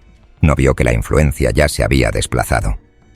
Para cuando Castellano consideró una acción decisiva, la decisión misma se había vuelto peligrosa. La ceguera de Castellano también se extendió al simbolismo. Subestimó cómo su ausencia afectó la percepción. Creía que mantenerse alejado de las reuniones callejeras reducía la exposición. No se dio cuenta de que la ausencia crea narrativa. Los hombres llenaron el silencio con interpretación. Cada ausencia reforzó la idea de que Castellano estaba desconectado de su realidad. En contraste, la presencia de Gotti habló constantemente. Sin decir una palabra, comunicó solidaridad. Castellano descartó esto como teatro. No vio que el teatro funciona como tranquilizante en ambientes construidos sobre el miedo. Donde Castellano ofreció política, Gotti ofreció reconocimiento. Castellano no captó el poder de ese intercambio. Sami Gravano vio la ceguera claramente. Gravano entendió que la autoridad de Castellano descansaba en suposiciones anticuadas. Vio a Castellano tomar decisiones que aumentaron el aislamiento y el riesgo simultáneamente. Gravano también entendió que la proximidad al poder ahora conllevaba peligro. A medida que creció la paranoia de Castellano, aquellos más cercanos a él se volvieron prescindibles. Castellano no confió en Gravano por completo. Lo usó, confió en él, pero no lo integró en la toma de decisiones de una manera que construyera protección mutua. Este desequilibrio importó. Los hombres que aplican el orden sin ser incluidos en él finalmente reevalúan su posición. La sospecha de Castellano se extendió incluso a aquellos más leales a él. Temía la traición porque la traición se había vuelto estructuralmente racional. En lugar de abordar las razones por las que la traición se sentía racional, buscó eliminar la posibilidad a través del control. El control sin legitimidad crea rebelión. A medida que aumentaba la presión, Castellano comenzó a contemplar medidas extremas. Discutió la eliminación de amenazas percibidas. Consideró la violencia no como aplicación, sino como prevención. Este cambio marcó un punto de inflexión crítico. La violencia utilizada para prevenir la disidencia confirma la disidencia. Castellano creía que la acción decisiva restauraría el miedo y la obediencia. No entendió que el miedo ya existía y la obediencia ya no importaba. La ceguera fatal residió en la sincronización. Si Castellano hubiera abordado las quejas antes, si hubiera reafirmado la lealtad públicamente, si hubiera reducido la distancia, podría haber estabilizado el sistema. En cambio, esperó hasta que el miedo dominó su perspectiva. Las decisiones tomadas bajo el miedo tienden a escalar el conflicto en lugar de resolverlo. Castellano también subestimó cómo la vigilancia cambió la dinámica interna. Las conversaciones que creía privadas estaban siendo grabadas. Las discusiones sobre disciplina, castigo y sospecha crearon un contexto que la policía explotaría más tarde. El lenguaje gerencial de Castellano, una vez un activo, se convirtió en evidencia incriminatoria. Habló como un jefe seguro de la permanencia. No se dio cuenta de que la permanencia ya había terminado. La respuesta tradicional de la mafia a la amenaza interna fue la violencia rápida y abrumadora. Castellano dudó. Temía los riesgos de la escalada. Temía la atención. Esta duda fue interpretada como debilidad por aquellos que ya cuestionaban su autoridad. La debilidad en la mafia no invita a la simpatía, invita al reemplazo. La ceguera fatal de Castellano no fue que ignoró las advertencias, fue que ya no sabía cómo leerlas. El sistema se estaba moviendo hacia la resolución. Castellano podía sentirlo, pero no podía verlo. Y cuando la violencia finalmente llegó, no vendría del caos o el desafío, vendría del cálculo, de hombres que ya habían concluido que el futuro no podía incluirlo. La ceguera había hecho su trabajo. Lo que siguió no sería una rebelión, sería una ejecución de la inevitabilidad. John Gotti no llegó a la idea de matar a un jefe con emoción o bravuconería. Llegó a ella a través del miedo. No el tipo de miedo que paraliza, sino el tipo que agudiza. El miedo que surge cuando un hombre se da cuenta de que el sistema en el que vive ya no lo protege, y que esperar se ha vuelto más peligroso que actuar. Durante años Gotti había sobrevivido por instinto y moderación. Construyó lealtad discretamente. Evitó el desafío abierto. Entendió las reglas lo suficientemente bien como para doblegarlas sin romperlas. Mientras Castellano permaneciera distante pero predecible, Gotti podría operar dentro de los márgenes. Pero para fines de 1985, esos márgenes habían desaparecido. La paranoia de Castellano cambió la ecuación. El jefe ya no era simplemente distante, era sospechoso. Ya no estaba gestionando una familia dividida, se estaba preparando para neutralizarla. Este cambio importó enormemente a hombres como Gotti, cuya supervivencia dependía de seguir siendo útil en lugar de visible. La sospecha de Castellano no distinguió entre rebelión e influencia. Trató a ambos como amenaza. El miedo de Gotti era racional. La ceguera de Castellano había evolucionado hacia algo más peligroso, una voluntad de eliminar la incertidumbre en lugar de entenderla. Castellano no necesitaba pruebas para actuar, necesitaba tranquilidad, y la tranquilidad a menudo llega en forma de sangre. El miedo no era solo por él mismo, era por los hombres que confiaban en él. Gotti entendió que su red de lealtad era ahora un pasivo. Cuantos más hombres creyeran en él, más peligroso le parecía a Castellano. La influencia sin título se convierte en traición en sistemas paranoicos. Gotti no había planeado esto, no lo había buscado. Pero una vez que la creencia se organizó a su alrededor, no pudo deshacerla. Esta comprensión forzó una reevaluación brutal. Gotti se enfrentó a una elección que ningún hombre debería enfrentar a la ligera. Retirarse y esperar que la sospecha de Castellano pasara, o actuar decisivamente para eliminar la fuente de peligro. Retirarse no ofrecía garantías. La paranoia de Castellano se alimentó del silencio. Esperar aumentaba la exposición. Actuar conllevaba un riesgo enorme, pero ofrecía resolución. El miedo aclara las elecciones. Gotti no idealizó la idea de matar a un jefe. Entendió el tabú. Los jefes no fueron removidos a la ligera. La comisión existía para prevenir exactamente este tipo de caos.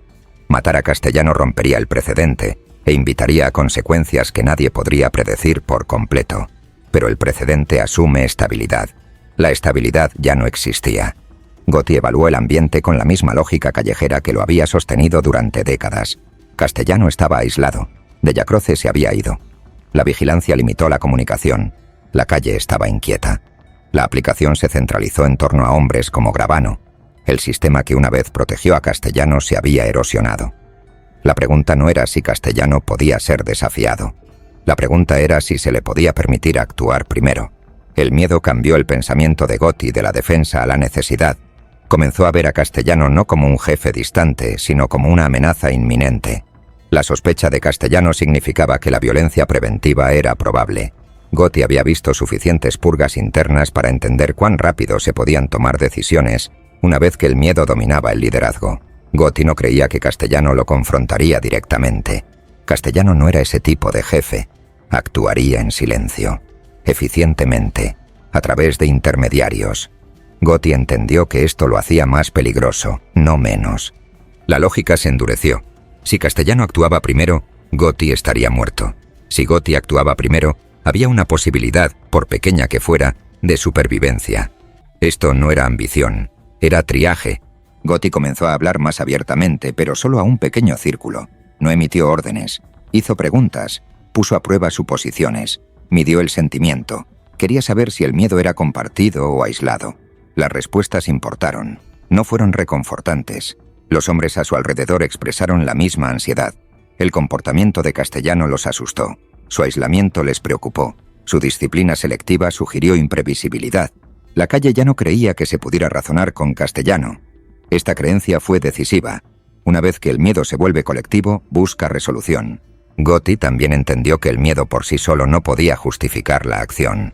La mafia requería legitimidad, incluso en la rebelión. Matar a Castellano sin suficiente apoyo interno invitaría a la represalia y el caos. Gotti necesitaba alineación, no solo coraje. Aquí es donde Sammy Gravano se volvió central. Gravano entendió la violencia como función, no como ideología. Gotti no trató de persuadirlo emocionalmente. Le presentó la realidad. Castellano era inestable. La vigilancia se estaba intensificando. La aplicación era vulnerable. Permanecer leal a un régimen que se derrumba conllevaba un riesgo inaceptable. Gravano no respondió de inmediato. No necesitaba hacerlo. Evaluó escenarios. Consideró consecuencias. Sopesó la supervivencia contra la tradición. Gravano entendió que la tradición ya no protegía a nadie. El miedo de Gotti se convirtió en el cálculo de Gravano. La decisión comenzó a tomar forma no como un plan, sino como una inevitabilidad. Cada nueva pieza de información reforzó la misma conclusión. Esperar aumentaba el riesgo. Actuar lo concentraba. Gotti no durmió fácilmente durante este periodo. No estaba intoxicado por la ambición. Estaba cargado de responsabilidad. Los hombres que confiaban en él habían puesto sus vidas en sus manos sin preguntar. La sospecha de Castellano hizo que esa confianza fuera peligrosa. El miedo se transformó en resolución. Gotti también entendió el simbolismo. Si Castellano iba a ser removido, tenía que hacerse de manera decisiva y lo suficientemente pública para prevenir la represalia. La ambigüedad invitaría al caos. El acto tendría que comunicar finalidad. Este requisito limitó las opciones. Castellano estaba aislado físicamente, pero no invulnerable. Sus rutinas eran predecibles. Su sensación de seguridad había crecido a partir del aislamiento. Gotti entendió que la complacencia acompaña al poder que se cree seguro. La idea del golpe se hizo concreta. Esto no trajo alivio, trajo peso. Gotti sabía que una vez que la decisión cruzara un cierto umbral, no habría retorno. Matar a Castellano lo colocaría permanentemente fuera del viejo orden. Incluso si sobrevivía, nunca más sería solo otro capitán. El miedo se agudizó hasta la aceptación. Gotti no celebró esta transición. Se preparó para ella. Redujo la exposición. Limitó la comunicación. Confió en menos hombres. Entendió que la planificación en sí misma creaba riesgo. Cada conversación podía ser interceptada. Cada reunión podía ser comprometida. La ironía fue cruda. La misma vigilancia que Castellano temía forzó a Gotti a acelerar. Esperar significaba más evidencia. Actuar significaba caos, pero el caos también interrumpía la vigilancia. Esta lógica era imperfecta, pero era convincente. Castellano, mientras tanto, siguió creyendo que estaba recuperando el control. Interpretó la tranquilidad como cumplimiento. No vio la alineación formándose debajo de él. Subestimó la velocidad a la que se organiza el miedo. Para cuando Castellano sintió la magnitud del peligro, ya no podía actuar sin provocar el resultado que temía. El miedo de Gotti se había convertido en decisión. Esta decisión no surgió solo de la ambición. Surgió de un ambiente donde el liderazgo se había vuelto impredecible. La lealtad se había vuelto peligrosa y la supervivencia requería resolución. Gotti no buscó derrocar un sistema. Buscó sobrevivir a él. La mafia castiga la ambición. Recompensa la necesidad. La decisión de Gotti violaría la regla más sagrada de la organización. Conmocionaría al bajo mundo. Desestabilizaría a cada familia en Nueva York. Pero desde la perspectiva de Gotti, no era una elección entre lo correcto y lo incorrecto. Era una elección entre la muerte ahora y el peligro después. El miedo resolvió la ambigüedad que la política no pudo. Una vez que llegó esa resolución, ya no hubo debate, solo hubo preparación. Preparación tranquila, disciplinada e irreversible. La línea se había cruzado internamente mucho antes de que se cruzara con sangre. A partir de este momento, los acontecimientos se moverían rápidamente. No habría más demoras, más advertencias, ni oportunidades de reconciliación. El sistema había pasado el momento en que el compromiso era posible. Gotti no sintió triunfo. Sintió claridad, y la claridad en este mundo es a menudo lo más peligroso de todo. La decisión había sido tomada. Lo que quedaba era la ejecución. La decisión de matar a un jefe no se toma en un solo momento. Se ensambla, pieza por pieza, suposición por suposición, hasta que lo que alguna vez se sintió imposible se convierte en la única opción restante. Para cuando John Gotti y los hombres a su alrededor comenzaron a planear la muerte de Paul Castellano, el debate moral ya había terminado. Lo que quedaba era logística, riesgo y sincronización. Eso solo reveló cuán lejos se había desviado la familia Gambino de sus cimientos. Durante décadas la mafia había confiado en las reglas no porque fueran sagradas, sino porque preservaban la estabilidad. Matar a un jefe sin la aprobación de la comisión estaba prohibido no por reverencia, sino porque invitaba al caos. La regla existía para prevenir la represalia, la guerra civil y la atención federal. Romperla significaba aceptar consecuencias que nadie podía predecir por completo. Gotti entendió esto mejor que nadie. Planear el asesinato de Castellano no fue un acto de bravuconería. Fue una admisión de que las viejas salvaguardias ya no funcionaban. La comisión no pudo intervenir lo suficientemente rápido. La comunicación se vio comprometida por la vigilancia. La lealtad se fracturó. Esperar el permiso significaba entregar la iniciativa a un hombre cada vez más probable que actuara primero. La fase de planificación expuso la fragilidad de la organización. Gotti no convocó grandes reuniones, no delineó grandes estrategias. Trabajó a través de fragmentos, conversaciones privadas e intermediarios de confianza. Cuantas menos personas involucradas, menor riesgo. Cada participante adicional aumentó la posibilidad de exposición. Este secreto no fue solo táctico, fue psicológico. Los hombres tenían que estar seguros antes de que se les dijera. La duda no podía manejarse abiertamente. Una vez que un hombre sabía, estaba implicado. Planear lo impensable requería no solo alineación, sino inevitabilidad. Sammy Gravano se volvió central en esta etapa. Gravano entendió la violencia como ejecución, no como expresión. No necesitaba estar convencido de que la destitución de Castellano era posible. Necesitaba saber que era posible sobrevivir. Evaluó rutas, sincronización y contingencias. Hizo preguntas que revelaron debilidad estructural en lugar de duda moral. ¿Dónde estaría Castellano? ¿Quién estaría presente? ¿Qué tan rápido podría ocurrir la represalia? ¿Quién controlaría la aplicación después? Estas preguntas no eran sobre ambición, eran sobre orden. Gotti confió en Gravano precisamente porque las hizo. La planificación reveló una vulnerabilidad crítica. Las rutinas de Castellano se habían vuelto predecibles. Su sensación de aislamiento generó complacencia. Creía que su distancia lo protegía. En realidad, lo aislaba. Sus movimientos eran conocidos. Sus horarios eran regulares. Su seguridad era mínima. Esta previsibilidad importó. El poder a menudo crea rutina. La rutina crea exposición. El estilo de vida de Castellano, una vez un símbolo de control, ahora se convirtió en un pasivo. Se movió por la ciudad creyendo que su posición lo hacía intocable. No creía que nadie se atrevería a violar el tabú final. Gotti y Gravano entendieron que esa creencia sería su perdición. Seleccionar la ubicación no fue simplemente práctico, fue simbólico.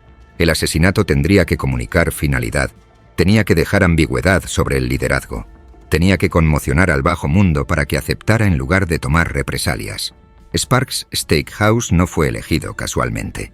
Era lo suficientemente público como para ser visible, pero lo suficientemente controlado como para ser manejado. Era un lugar donde Castellano se sentía seguro. Esa sensación de seguridad importó más que la seguridad. Los hombres son más vulnerables donde se sienten intocables. El plan requirió precisión. Los tiradores tenían que ser confiables, tranquilos, capaces de ejecutar rápidamente bajo presión. No podía haber errores, ninguna duda, ninguna ambigüedad.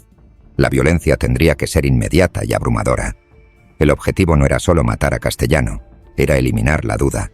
Este requisito limitó las opciones. Gotti no eligió hombres basándose solo en la lealtad. Los eligió basándose en la disciplina.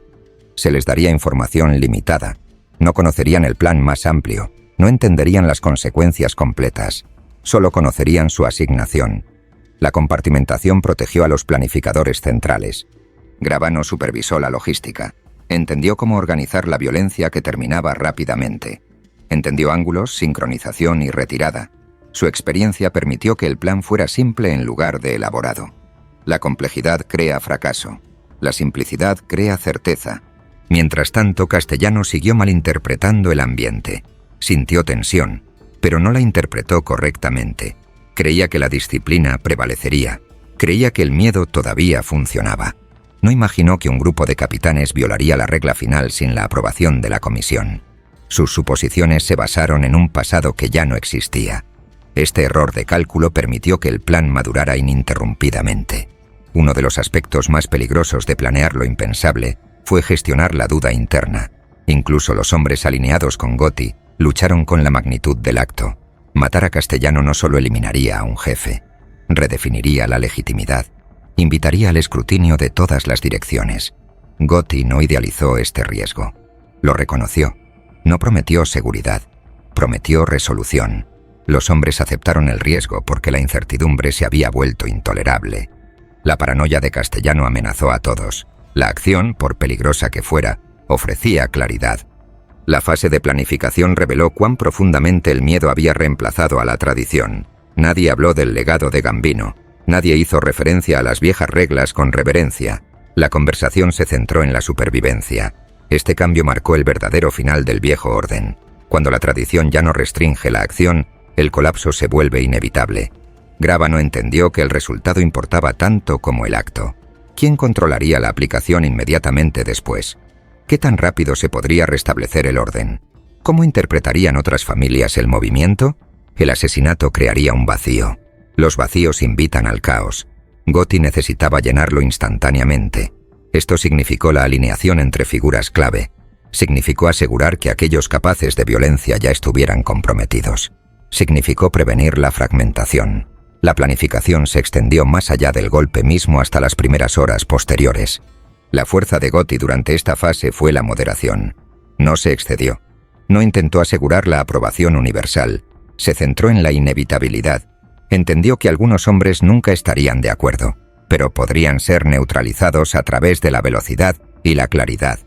Cuanto más rápida fuera la transición, menor resistencia. Castellano, mientras tanto, siguió viviendo dentro de sus rutinas. Creía que sus enemigos eran hipotéticos. Creía que el control permanecía intacto. No se dio cuenta de que su destino había pasado de la posibilidad a la programación. La fase de planificación estuvo marcada por el silencio. Ningún gesto dramático, ningún discurso, ningún debate de última hora. Cada hombre involucrado entendió que la duda podía destruirlo todo. Una vez que la planificación alcanzó una cierta etapa, la duda se volvió irrelevante. No había mecanismo para revertir la decisión sin una exposición catastrófica. Esta irreversibilidad pesó mucho. Gotti no durmió fácilmente. Gravano no habló innecesariamente. Cada uno entendió la magnitud de lo que venía. Planear lo impensable eliminó la ilusión. Forzó la confrontación con las consecuencias. La estructura de la mafia siempre había dependido de la previsibilidad.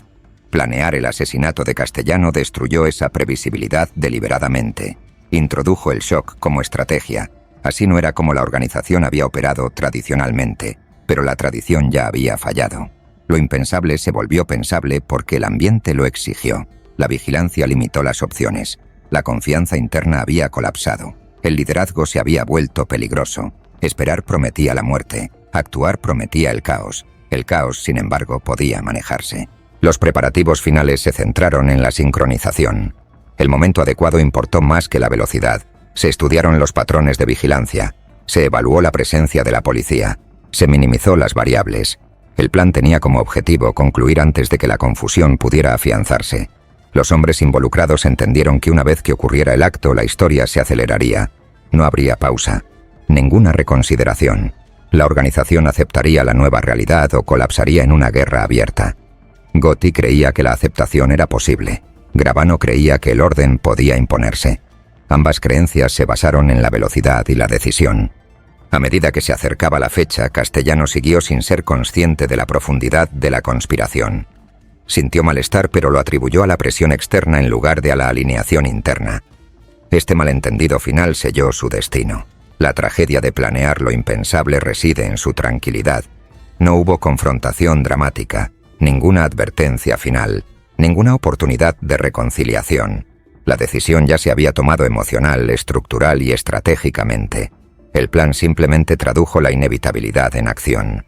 Cuando Castellano caminó hacia Sparks Steakhouse, lo hizo creyendo que el mundo seguía ordenado por reglas que él todavía controlaba.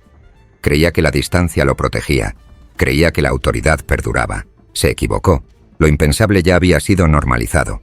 Lo que quedaba era la ejecución, y una vez que llegara la ejecución, la mafia descubriría que algunas reglas, una vez rotas, nunca se reparan. El momento siguiente no sería debatido. Sería permanente. 16 de diciembre de 1985. El asesinato de Paul Castellano no estalló del caos. Se desarrolló con una disciplina escalofriante. El 16 de diciembre de 1985 fue recordado no por el ruido o el espectáculo, sino por lo que representó. El momento preciso en que el viejo orden de la mafia en Nueva York dejó de existir. Castellano pasó ese día creyendo que el control permanecía intacto. No era imprudente, no era descuidado, simplemente estaba operando dentro de suposiciones que ya no se aplicaban. Creía que su posición lo aislaba del tipo de violencia reservada para los subordinados. Creía que incluso sus enemigos entendían las reglas lo suficientemente bien como para no violarlas. Creía que el miedo todavía funcionaba. Esa creencia caminó con él hacia Sparks Steakhouse. La ubicación importó. Sparks era familiar, público y controlado. Simbolizó la confianza de Castellano en su entorno. No se rodeó de mucha protección. No varió significativamente su rutina. No creía que necesitara hacerlo. El poder, después de todo, siempre lo había protegido.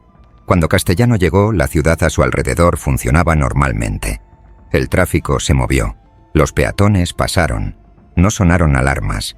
No aparecieron señales de advertencia. Esa normalidad era engañosa. Los eventos más decisivos de la historia a menudo llegan disfrazados de rutina. Dentro de la familia Gambino todo ya había cambiado. John Gotti no estaba presente. No necesitaba estarlo. El poder ya se había movido a través de la alineación, no de la proximidad. Sammy Gravano tampoco era visible. No buscó el espectáculo. Su papel se había cumplido en la preparación, no en la ejecución. Los hombres elegidos para llevar a cabo el golpe habían sido seleccionados por una sola razón: fiabilidad. No improvisaron, no dudaron, no entraron en pánico. Cuando Castellano salió de su coche junto a Thomas Bilotti, el momento llegó sin drama.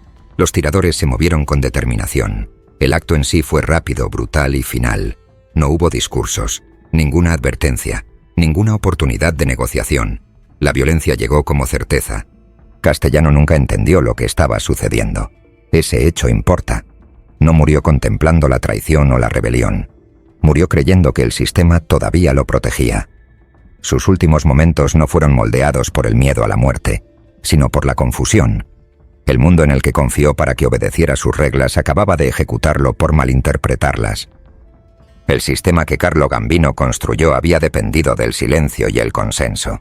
La muerte de Castellano rompió ambos para siempre. El acto no fue una súplica de reconocimiento, fue una exigencia de reemplazo. La ejecución no fue un signo de caos, fue la imposición de un nuevo tipo de orden. La traición final no fue la violencia en sí, fue el cálculo que hizo necesaria la violencia.